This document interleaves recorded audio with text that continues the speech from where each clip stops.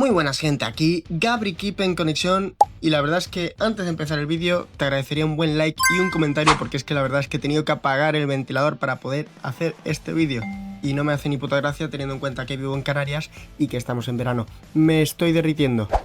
En el vídeo de hoy vamos a hablar sobre un tema que creo que es bastante importante, que es el miedo, ya que puede ser tu peor enemigo y a la vez tu mejor amigo. ¿Sabes cuál es la diferencia entre un cobarde y un valiente? Pues que el cobarde siente miedo y se paraliza, mientras que el valiente siente miedo y dice, pues bueno, pues ya que estamos me cago igual pero vamos para adelante, ¿no? Y esto no es una frase motivacional de estas de Instagram con el fondo de atardecer, es básicamente neurociencia.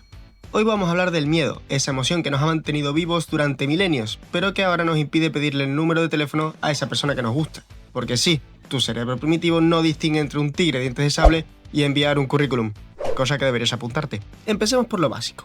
El miedo es básicamente una respuesta emocional ante una amenaza percibida. Y aquí está la clave, percibida. No real, percibida. Tu cerebro es como ese amigo dramático que ve una cucaracha y grita como si fuera Godzilla, como si le fuera a cortar la cabeza. El miedo surge de una estructura cerebral llamada amígdala, que básicamente es como el guardia de seguridad más paranoico del universo.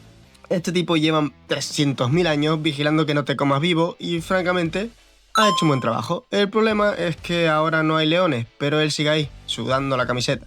La amígdala procesa la información 12 milisegundos antes que tu córtex prefrontal, que es básicamente la parte inteligente del cerebro. Esto significa que antes de que puedas pensar, quizás esa sombra no sea un asesino en serie, tu cuerpo ya está en modo, corre, que te van a matar. Es como tener un bodyguard que te tira al suelo cada vez que alguien estornuda, útil en el paleolítico y algo problemático en una presentación de PowerPoint. Y aquí viene lo interesante, el miedo no es solo una emoción, es todo un sistema de defensa.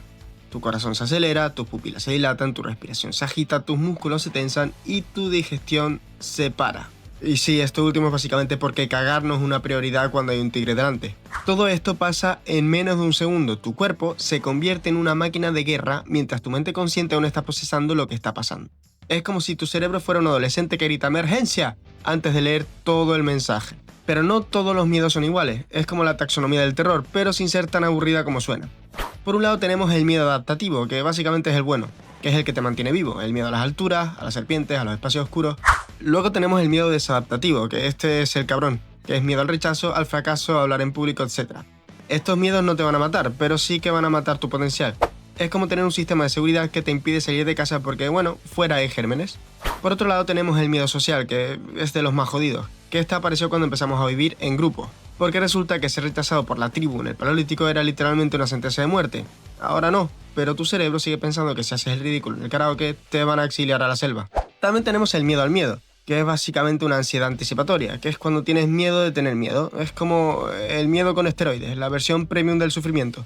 ¿Y si me da pánico? ¿Y si tiemblo? ¿Y si se dan cuenta de que soy un fraude? Pues felicidades, acabas de crear un bucle infinito de ansiedad. La ironía es que el miedo al miedo es más limitante que el miedo original. Es como tener miedo de nadar porque podrías ahogarte, pero nunca aprender a nadar garantiza que te ahogarás si caes al agua, lógicamente. Aquí viene el plot twist, el miedo no es tu enemigo, es tu amigo sobreprotector que necesita unas pequeñas terapias. El miedo te ha mantenido vivo hasta ahora, sin él pues serías como esos youtubers que hacen bromas extremas. Técnicamente sigues vivo pero por poco tiempo. Cuando sientes miedo tu cerebro te está diciendo, oye, que esto es importante, presta atención, no te está diciendo, huye como un cobarde, te está diciendo, esto importa. El miedo aparece precisamente en las cosas que más nos importan. Si tenemos miedo al rechazo, es que esta relación o la oportunidad importa. Si tenemos el miedo al fracaso, es que ese objetivo importa. Y si tenemos el miedo al juicio, es que tu reputación te importa. Es básicamente como un GPS emocional que te dice, has llegado a tu destino, cuando sientes que te cagas de miedo. El problema es que la mayoría de la gente lo interpreta como date la vuelta inmediatamente y sal corriendo. Hay un concepto de psicología llamado crecimiento postraumático. La idea es que las experiencias que más miedo nos dan son las que más nos hacen crecer. Es como ir al gimnasio emocional, si no hay resistencia no hay crecimiento. Los estudios nos muestran que las personas que evitan sistemáticamente sus miedos terminan con vidas más pequeñas, menos satisfactorias y con más ansiedad a largo plazo. Es como esquivar un ejercicio porque te duele, pero luego estar más débil hace que todo te duela más. Perdón por mi pronunciación, pero Steven Pressfield, mi pronunciación de Oxford, lo resume perfectamente.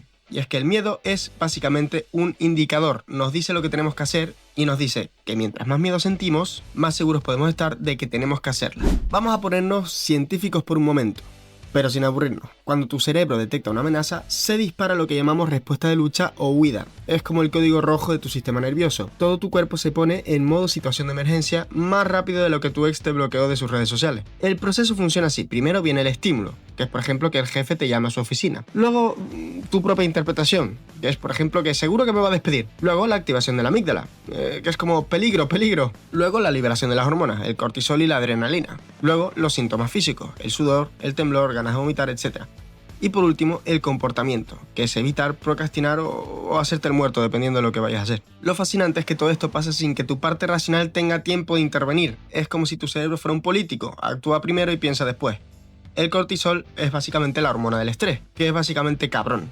En dosis pequeñas te mantiene alerta, pero en exceso te jode la memoria, el sistema inmune y te hace engordar. Es como tener un amigo que te ayuda a mudarte pero luego se queda en tu casa pues un par de añitos. La adrenalina es lo que te da esa sensación de estoy cagado pero súper alerta. Es como un Red Bull natural pero con efectos secundarios más dramáticos. Y aquí está el truco, estos síntomas físicos son exactamente los mismos que sientes cuando estás emocionado.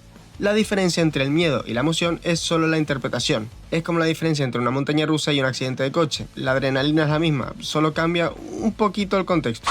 Aquí es donde la cosa se empieza a poner interesante, y es que el miedo no es una señal de que pares, es una señal de que estás en el camino correcto, piénsalo así. Si no sintieras miedo significaría que no estás haciendo nada importante. Los únicos que no tienen miedo son los que no salen de su zona de confort, y esos básicamente acaban muertos en vida. El miedo es como el dolor en el ejercicio, incómodo pero necesario para crecer. Si fuera fácil, pues todo el mundo lo haría. El miedo es básicamente el precio de admisión a una vida extraordinaria, así que cambia tu relación con el miedo, de tengo miedo a estoy emocionado, de esto es peligroso a esto es importante, de no puedo a todavía no puedo, y de ¿y si sale mal? A ¿y si sale bien? Susan Jeffers escribió un libro llamado Siente el miedo y hazlo de todos modos. La idea es simple, el miedo nunca se va a ir completamente, así que mejor aprendes a bailar con él. Es como aprender a manejar bajo la lluvia, aunque en mi caso no porque no tengo carnet. No esperas a que pare de llover, simplemente aprendes a controlar el coche con la lluvia. El miedo es tu lluvia emocional y la vida no se detiene por el mal tiempo. La clave está en cambiar tu diálogo interno. En lugar de decir que no puedes hacer algo porque tienes miedo, cámbialo a que puedes hacer eso aunque tengas ese miedo. Es un cambio sutil pero revolucionario. Ahora vamos a lo práctico, porque la teoría sin acción es como un Netflix sin internet, básicamente inútil. Tenemos por un lado la regla de los 5 segundos, según Mel Robbins, que es que cuando sientes miedo pero sabes que tienes que actuar, cuenta 5, 4, 3, 2, 1 y muévete. No le des tiempo a tu cerebro para que invente excusas. Es como arrancar una tirita, rápido y sin pensar. Luego tenemos la respiración 4-7-8. Inhalas 4 segundos, mantienes 7, exhalas 8. Más o menos repítelo unas 4 veces y eso calmará tu sistema nervioso y le dirá a tu cerebro que no te estás muriendo, solo estás nervioso. Es como un botón de reset para tu ansiedad. Luego la exposición gradual. No saltes del miedo a las alturas directamente al paracaidismo. Empieza con un segundo piso, luego un tercero y luego un edificio más alto. Es como subir en un videojuego nivel por nivel, no directamente al jefe final. Luego tenemos también el método de ¿qué es lo peor que puede pasar? Literalmente pregúntate esto y respóndete honestamente. El 90% de las veces te darás cuenta de que lo peor no es tan terrible y si lo es, pues al menos tendrás un plan B. Luego, actúa como si no tuvieras miedo. Tu cuerpo influye en tu mente. Si te pones derecho, hablas claro y actúas con confianza. Tu cerebro empezará a creer que realmente eres valiente. Es como fingir hasta que se vuelva real. Tenemos que creer también en el poder del todavía. No digas que no puedes, sino que mejor di que todavía no puedes. Esa pequeña palabra lo cambia todo. Y luego por último encuentra el porqué. Porque cuando tu porqué es más fuerte que tu miedo, actúa. Si tu objetivo es lo suficientemente importante, el miedo se vuelve secundario. Es como cuando tu hijo está en peligro, no piensas en el miedo, simplemente actúas. Déjame contarte también sobre algunas personas que sintieron miedo y actuaron de todas formas, porque los ejemplos son más convincentes que toda la teoría que yo te pueda aportar en un simple vídeo de YouTube. Tenemos por un lado a Colonel Sanders, que tenía 65 años cuando empezó KFC. Había fracasado en todo, como granjero, como soldado, como vendedor de seguros. Tenía miedo de morir pobre, pero ese miedo lo impulsó a tocar 1000 puertas vendiendo su receta de pollo. Las primeras 999 le dijeron que no. Imagínate el miedo al rechazo después de 800 no. Pero luego en la última le dijeron que sí. KFC nació del miedo, no a pesar del miedo. También tenemos el caso de Steven Spielberg, que fue rechazado de la escuela de cine 3 veces. Tenemos también a J.K. Rowling, que estaba en bancarrota, divorciada y deprimida cuando escribió Harry Potter. Tenía miedo a que nadie leyera su libro. 2 editoriales la rechazaron, la número 13 finalmente le dijo que sí, pero le advirtió que no iba a ganar dinero escribiendo libros para niños. Spoiler, se equivocaron. El patrón es claro, estas personas no eran valientes porque no tenían miedo, eran valientes porque tenían miedo y aún así actuaron. Su miedo no desapareció, simplemente pues se transformó en su combustible. Y llegamos al final, y aquí es donde está la verdad incómoda. El miedo nunca se va a ir, o por lo menos no completamente. ¿Y sabes qué?